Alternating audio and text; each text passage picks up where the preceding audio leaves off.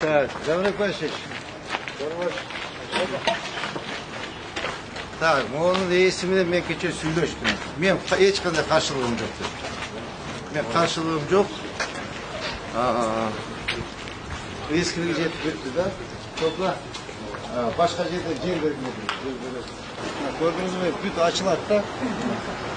Bakın burada alınsa, tekrar alınsa belki ne en bol açılık var. Selamun aleyküm.